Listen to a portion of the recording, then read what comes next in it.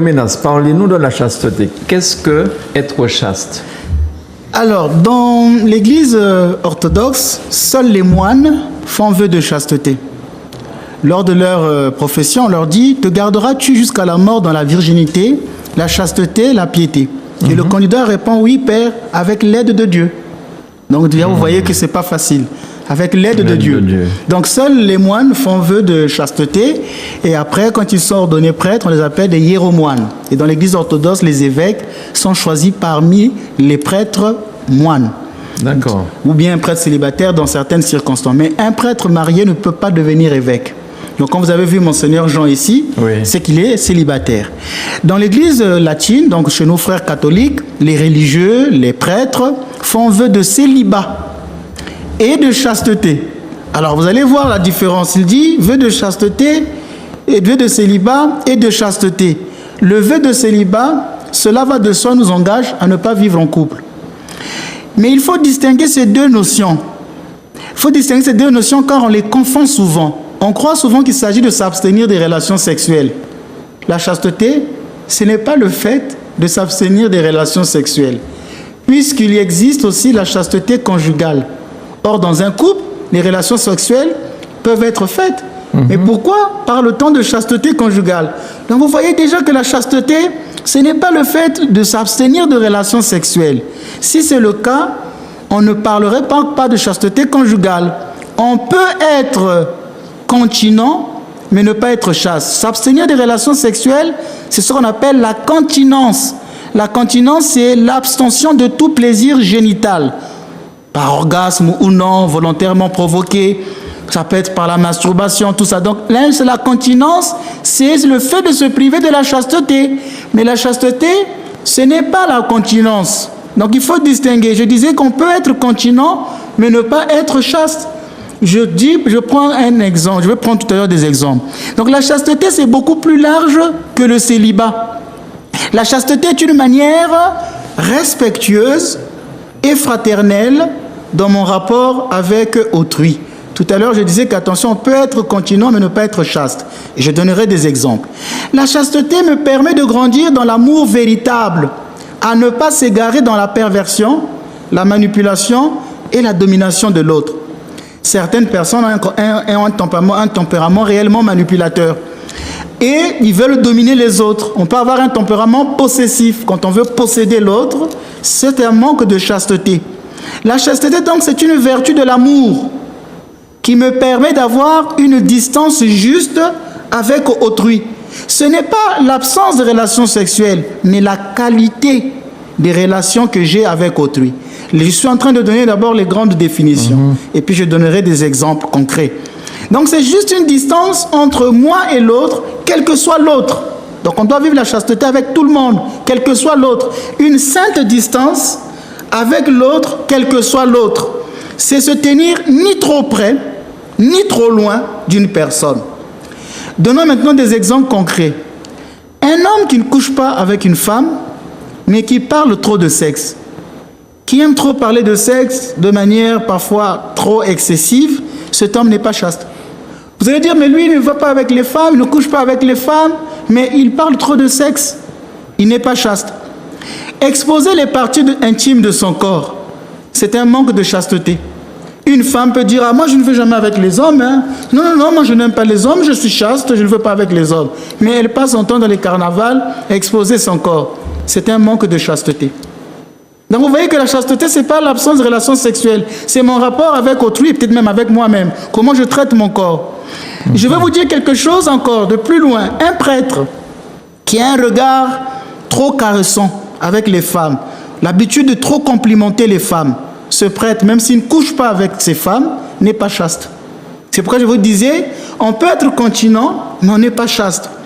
Un prêtre qui est trop proche de ses fidèles, ça peut être une proximité morale, spirituelle, psychologique, avec le risque de passer à l'acte. Ce prêtre-là n'est pas chaste. La chasteté nous protège d'une proximité trop affective avec l'autre.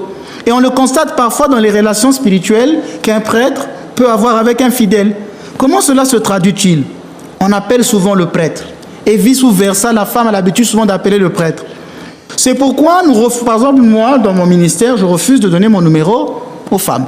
Tout simplement. Ou si quelqu'un veut me voir, ça devrait être à l'église. Je ne veux pas aller chez une fidèle pour aller prendre des repas. Aller chaque fois manger chez eux la même femme, discuter longuement, à des longues heures, tard dans la nuit. Pourtant, vous allez dire, mais on n'a rien entre nous, on n'est que des amis. Oui, vous pouvez être dans la continence, mais vous perdez la chasteté parce que la proximité affective, elle est trop loin. Vous allez loin. On commence à s'attacher inconsciemment aux personnes auxquelles on fait du bien. Et celles-ci se sentent portées de leur côté à nous exprimer leur reconnaissance. De là, des affections mutuelles. Surnaturelles, au début, ça commence toujours par la prière, c'est surnaturel. Mais si on n'y prend pas garde, on tombe facilement dans le naturel, dans le sensible. Au commencement était la parole, et après la parole va se faire chair. C'est pourquoi il faut toujours garder une sainte distance avec ses propres fidèles. Quand là c'est trop excessif, là on risque de perdre la chasteté. Saint François de Sales, c'est un saint catholique que j'aime beaucoup, qui a beaucoup travaillé sur l'œcuménisme. Vous savez, il a réconcilié les catholiques et les protestants. Il prêchait dans une zone protestante. Il était très doux. C'est vraiment un saint qui peut nous permettre d'aborder les protestants. Il n'était pas aussi virulent comme le père Ménas. Il était un saint de la douceur et qui savait parler aux protestants. Saint François de Sales, ce saint catholique, disait souvent nous pensons aimer une personne pour Dieu et nous l'aimons pour nous-mêmes. Nous disons que c'est pour Dieu que nous l'aimons. Mais en réalité, nous l'aimons pour la consolation que nous trouvons dans nos rapports avec elle. Et moi, dans mon passé, j'ai souvent commis cette faute. J'avais l'habitude d'entretenir une relation amicale avec une sœur de l'église. J'étais presque trop proche d'elle. Et cela commençait à toucher mon affectivité. Quand elle n'était pas là, je me sentais pas bien. Il fallait qu'elle soit là à la prière pour que je me sente bien. Quand je ne l'avais pas appelée, je n'étais pas apaisé. Mais avec le temps, j'ai commencé à comprendre qu'en fait, même si le rapport est continent entre elle et moi, mais ces réactions que j'avais n'étaient pas des réactions normales. Alors je venais de perdre la vertu de chasteté. Alors quand ça arrive à un prêtre, Père Ménas, oui. Comment Dieu voit ça? Et ça peut même aller jusqu'à ce qu'il y ait une relation sexuelle. Oui, c'est ce que je disais, que ce sont des tentations. Voilà, ce sont des tentations. Alors, normalement, le cœur de l'homme est fait pour aimer. Le prêtre, c'est un homme, ce n'est pas un robot. Il a aussi besoin d'être aimé et d'aimer. Donc, en fait, il faudrait que le prêtre puisse trouver un équilibre psychologique. C'est pourquoi je disais que ce n'est pas n'importe qui qu'il faut ordonner prêtre. Parce qu'il y a des candidats, s'ils ont des tares psychologiques, des personnes, par exemple, qui n'ont pas été assez aimées de leurs parents, père ou mère, et qui ont besoin de beaucoup d'amour. S'ils rentrent dans le sacerdoce, ils risquent d'exprimer ça avec une proximité affective avec les femmes. C'est un peu comme chanter Julio Iglesias, comme vous avez tout à l'heure parlé de Julio, dans une des chansons, il dit « J'ai besoin d'un peu d'amour pour te chanter ma guitare, pour oublier tout ce qui nous sépare. Nuit et jour, j'ai besoin d'un peu d'amour. » Et donc, quand on a ce grand besoin d'amour pour un prêtre, cela peut avoir ses risques de se traduire en recherchant l'amour auprès de ses fidèles, auprès des enfants, et on peut tomber dans des péchés comme la pédophilie. Et qu'est-ce que le Seigneur dit? Qu'est-ce que Dieu dit sur ça? Le Seigneur veut que nous puissions... Le Seigneur Jésus-Christ lui-même était entouré de femmes. L'Évangile nous dit qu'il y a des femmes qui le servaient. Jésus, c'est notre modèle de chasteté. Regardez comment il parlait avec la femme samaritaine. Au point que les apôtres étaient surpris de le voir parler avec une femme, dit le texte. Ce qui veut dire que ce n'était pas dans son habitude. Il avait une saine et sainte distance avec les femmes. Quand il a fait l'Eucharistie, les femmes n'étaient pas là. Donc il savait mettre les femmes là où il faut les mettre. Il n'était pas une personne trop absorbée avec les femmes, mais il y avait du respect. Toutes les femmes qui entouraient Jésus, c'était un saint respect. Les gens qui disent Marie-Madeleine, c'était la femme de Jésus, et bien là, c'est du mensonge, vous voyez, parce que déjà, le Christ n'a pas connu de péché. Si Marie-Madeleine était sa femme, qu'il serait sorti avec Marie-Madeleine, Jésus aurait commis un péché puisqu'ils ne sont pas mariés. Or, le Christ était un homme célibataire, mais il gardait une sainte distance. C'est Jésus qui est notre modèle de chasteté dans nos rapports avec les femmes. Et moi, j'ai cette icône de Jésus qui cause avec la femme samaritaine. Je l'avais mise dans mon bureau et je la regarde tous les jours. Et chaque fois que je la regarde, je dis, Seigneur, permets-moi d'avoir la même attitude que toi quand je suis en face d'une femme. C'est cette icône qui doit toujours me le rappeler.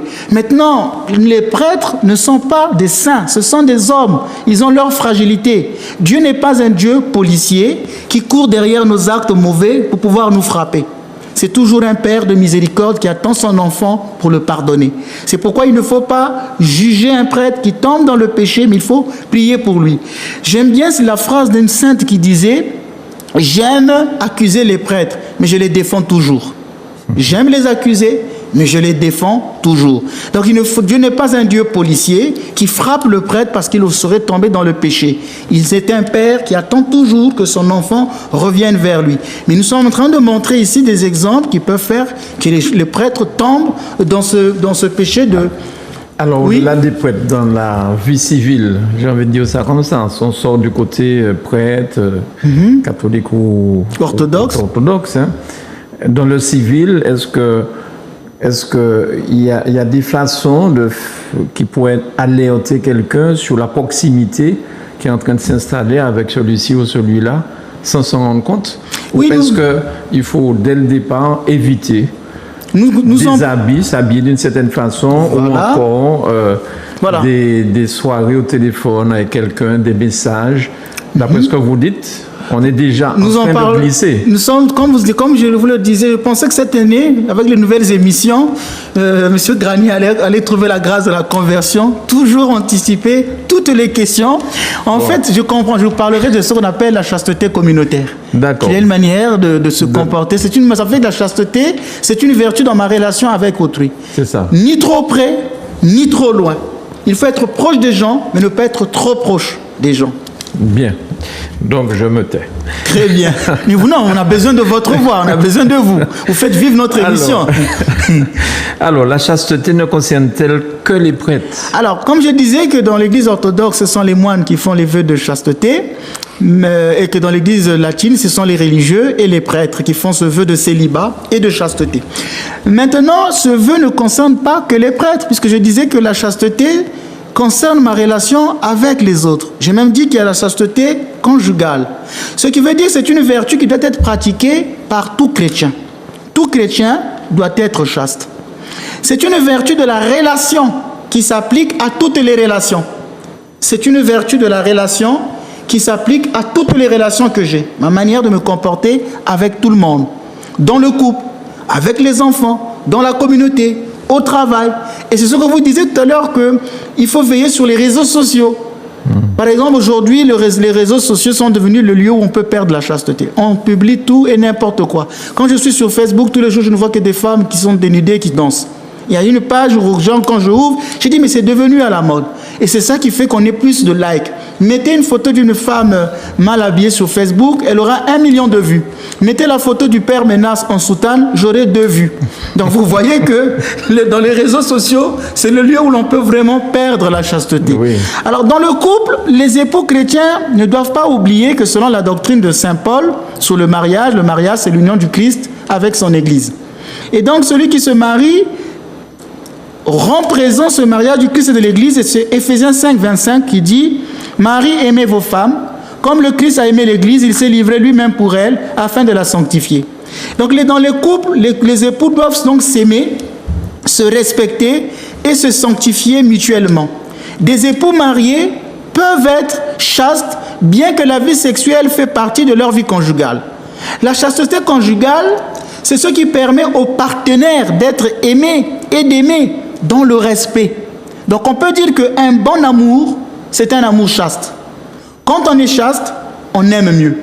Un homme qui est chaste saura mieux aimer. Je vais vous donner quelques exemples des comportements des couples chastes ou non chastes. Mais pardonnez-moi, avant ça, vous avez dit Marie, aimez vos femmes. Vos femmes. Et qu'est-ce que le Seigneur a dit aux femmes? Et femmes, soyez soumises à vos maris. Très bien. Les deux. Donc, non, la phrase n'était pas complète. Mais souvent, quand on est machiste, on aime souvent toujours dire femmes, soyez soumises à vos maris, femmes, soyez soumises à vos maris. Et les hommes dominateurs, et puis avec ce machisme, on aime souvent citer ce chapitre. Mais on oublie qu'aussi on dit Marie, aimez vos femmes. Très bien. Très bien. Alors, je vais donner donc des exemples des comportements des couples chastes ou non chastes. Le respect du corps de l'autre. Lors des relations sexuelles, il ne faut pas réduire son partenaire à un animal. Tout acte de sodomie montre que ici on ne respecte pas l'autre, on le prend pour un animal. Il faut la pureté d'intention lors des rapports sexuels. Alors, lors des rapports sexuels, parfois il y a des hommes qui veulent prouver. On ne va pas faire l'acte sexuel pour aller prouver. Pour être un lapin, 4 heures, 5 heures, 6 heures, aujourd'hui avec les films pornographiques, on veut réduire l'acte sexuel à un acte pornographique. Ce n'est pas un acte chaste. La chasteté, il vaut mieux l'amour sans le sexe que le sexe sans amour. Il vaut mieux l'amour sans le sexe que le sexe sans amour. Il faut de la modération. Faire l'acte sexuel tous les jours, c'est perdre la chasteté. Vouloir posséder l'autre, on le laisse libre d'être lui-même et de nous aimer comme il l'entend et non pas comme nous l'entendons. On ne s'impose pas pour que l'autre nous aime à sa manière, à lui. Alors à ce moment-là, on perd la vertu de chasteté. Infantiliser l'autre. Il y a des maris qui tiennent leur femme dans une semi-suggestion, dans un état d'infériorité. C'est moi le mari, c'est moi le chef. Cela montre aussi un défaut de chasteté. Dominer l'autre. Un mari qui exige de sa femme qui ne travaille pas. Une femme qui impose à son mari un lieu pour les vacances. Tout ça, c'est un défaut de chasteté. La jalousie. Bien sûr, la jalousie, parfois, ça exprime un peu d'amour, mais lorsqu'elle est excessive. Une femme qui ne supporte pas que son mari voit ses amis. Un mari qui impose ses idées. Manque de chasteté. Entretenir des relations amicales hors du couple. Une femme qui a une amitié excessive avec un homme, qui va se confier à un homme, même parfois sur son problème de couple, et qui se fait des amis dehors, cette femme manque de chasteté. On ne fait pas les confidences de son couple à un autre homme. Saint Grégoire de Nazianze dit, « Mais vous, ô femmes, craignez toutes sortes d'attaques pour petites qu'elles soient. Ne permettez jamais aucune muguetterie autour de vous. Quiconque viendrait louer votre beauté et votre grâce doit vous être suspect. Mais si à votre louange, quelqu'un ajoute le mépris de votre mari, il vous offense.